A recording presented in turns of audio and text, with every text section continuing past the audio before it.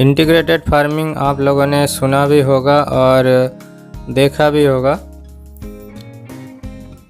आज हम लोग जा रहे हैं उड़ीसा बालेश्वर में, जहाँ पर 20 एकड़ ज़मीन के ऊपर एक इंटीग्रेटेड फार्मिंग का काम चालू हो चुका है। और आज जो है गोटारी सेक्टर यानी कि बकरी पालन का जो काम है वो स्टार्ट होने वाला है। तो इस इंटीग्रेटेड फार्मिंग में जो गोटारी सेक्टर का जिम्मेदारी है वो हम पे दिया गया है। एक फार्म स्टार्ट हो के सक्सेस होने तक का जो समय होता है वो बहुत ही महत्वपूर्ण होता है, क्योंकि स्टार्टिंग में थोड़ा सा प्रॉब्लम आता ही है। इससे पहले मैं बता दूं, ये जो फार्म आप लोग देख रहे हैं ये उड़ीसा में ही है। ये जलेश्वर में 2018 में हम लोगों ने स्टार्ट किया था। 70 पीस बर्बरी फीमेल और लगभग 250 पीस दूसरी जो फीमेल्स है, टोटल 300 प्लस मदर गोट के साथ 2018 में ये गोट फार्मिंग हम लोगों ने स्टार्ट किया था। तो लगभग 2 या 2.5 साल के बाद ये रिज़ल्ट आपके पास है। आप जब भी इस फार्मिंग में आएंगे तो आपको पर डे के हिसाब से 4 या 5 बच्चों के जन्म होते हुए देखने को मिलेगा। तो अभी ये फार्म का जो कार्य है वो ऐसा है कि जो बच्चे यहाँ पे जन्म लेते हैं उसको मार्केट में जो है मटन के पर्पस में सेल किया जाता है। जो मेल वगैरह जो तैयार होते हैं और जो फीमेल्स होते हैं वो फार्मर को या तो फिर अपने फार्म के लिए रख दिया जाता है। तो ये जो फार्म का प्रोडक्शन है ये सेल हो रहा है, आप लोग देख सकते हैं गाड़ी में लोडिंग हो रहा है। तो यही है एक सक्सेस फार्म का स्टोरी। तो फाइनली हम लोग आ चुके हैं बालेश्वर वाला फार्म में, जो कि 20 एकड़ ज़मीन के ऊपर इंटीग्रेटेड फार्मिंग का काम शुरू हुआ है।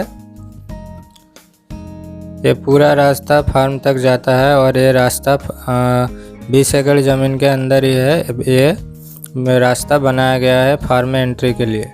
तो फाइनली हम लोग जो बकरी का शेड है वहाँ पे आ चुके हैं। और कमर्शियल गोट फार्मिंग जो है इसका करने के लिए आपको 3 सेट की आवश्यकता है। एक तो है क्वारंटाइन सेट, जब भी बकरी नई बकरी आती है बाहर से उसको 14 दिन तक क्वारंटाइन करना पड़ता है। फिर उसका डिपिंग करके फिर वैक्सीनेशन करके आपको नया मेन सेट में लेकर के जाना पड़ता है।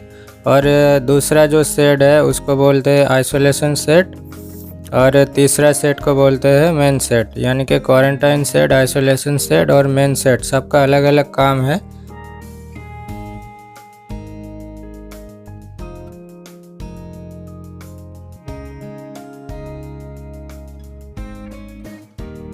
तो बोलते हैं क्वारंटाइन सेट। इसीलिए इस पे जो है फ्लोर का 3 फीट हाइट में जो हम लोग फ्लोर करने के लिए बोलते हैं वो फ्लोर इस पे नहीं किया गया है। बकरी इस पे ज़्यादा से ज़्यादा 14 दिन तक ही रहेगी, इसीलिए इसको कम लागत से ऐसा बनाया गया है। आप लोग भी ऐसा बना सकते हैं बकरी के लिए। और ज़्यादा दिन तक परमानेंट इस पे ना रखें, क्योंकि इसका जो अमोनिया गैस है वो बकरी को परेशान करेगी। तो यहाँ पे 20 एकड़ ज़मीन पे टोटल जो है इंटीग्रेटेड फार्मिंग का काम लगभग शुरू हो गया है। और आज ये बकरी से स्टार्ट हुआ है, गोटरी से। जब भी कोई बकरी हम लोग फार्म में देते हैं उसके साथ एक पैकेज मेडिसिन जाता है। और ये पैकेज मेडिसिन जो है बहुत ही ज़रूरी है नई बकरी के लिए। तो इसमें से जो मेरे हाथ में अभी है इसको बोलते हैं ग्लूकाबूस्ट। जब भी बकरी बाहर से ट्रैवल करके आती है यानी कि ट्रांसपोर्ट के दौरान आती है तो बकरी को स्ट्रेस लेवल जो है बकरी का वो डाउन हो जाता है और बकरी स्ट्रेस में आ जाती है और उसका जो एनर्जी लेवल है वो भी डाउन हो जाता है। तो इसीलिए बकरी को एनर्जी देने के लिए ग्लूकाबूस्ट हम लोग यूज़ करते हैं। इसके साथ साथ आप रेस्टोवेल का भी यूज़ कर सकते हैं, इंटरलाइट पाउडर का भी यूज़ कर सकते हैं। और दूसरे ही दिन से आप उसको लिवर टॉनिक कंटिन्यू 7 दिन तक चलाए। 8वें दिन आप उसका डिवर्मिंग करें और 14 दिन तक उसको क्वारंटाइन कर आप मेन शेड में लेके जाए। यही सिस्टम होता है नई बकरी जब भी आपके फार्म में आए। और इस पे एक बात है, अगर आपके फार्म में नॉन वैक्सीनेटेड जानवर आती है तो आपको लगभग 21 दिन तक क्वारंटाइन करके उसको वैक्सीनेशन करके फिर मेन शेड में उठाना चाहिए। और आप लोग देख सकते हैं ये धान की खेती है और ये बैगन लगाया गया है। और बैगन अभी मार्केट में सेल हो रहा है यहाँ से उठा करके। तो लगभग हर तरह का जो है यहाँ पे खेती किया गया है, जो कि एक इंटीग्रेटेड फार्मिंग का आधार है।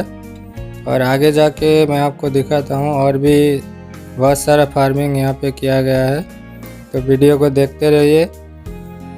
तो यहाँ पे ग्रीन चिली यानी कि मिर्ची, पामकिन, बैगन, चावल ये सब का खेती हो रहा है। साथ ही साथ मछली पालन भी हो रहा है यहाँ पे, जो कि फिशरी बोलते हैं हम लोग। तो वो भी हम लोग दिखाएंगे आपको। ये जो तालाब आप लोग कभी देख रहे हैं, इसमें जो है मछली डाला गया है, रोहू, कातला, ये सब इंडियन कार्प मछली जो है इस पे डाला गया है। और आगे जो ज़मीन आप लोग देख पा रहे हैं नीचे में, ये पूरा ज़मीन पे जो है बकरियों के लिए पैरा घास लगाया गया है, जो कि ये बंजर ज़मीन था, इसीलिए पहले इस पे पैरा घास लगा करके देख रहे हैं कि इस पे उपजाऊ कैसा हो। और ये छोटा सा एक शेड है मुर्गी के लिए, मुर्गी पालन में यहाँ पे हो रहा है। और ये जो शेड आप लोग देख रहे हैं ये डेयरी के लिए किया गया है, यानी कि दूध उत्पादन के लिए गाय और भैंस का पालन यहाँ पे किया जाएगा। और ये पूरा जो ज़मीन है ये थोड़ा सा ऊंची ज़मीन है, इसीलिए मैंने यहाँ पे पूरा हाइब्रिड नेपियर लगाने का इनको सिद्धांत दिया है। तो हाइब्रिड नेपियर अगर आप लगाते हैं तो उसका जो फलन है वो बहुत ही तेज़ी से होता है, और जो कि गाय, भैंसों और बकरियों के लिए बहुत ही लाभदायक है।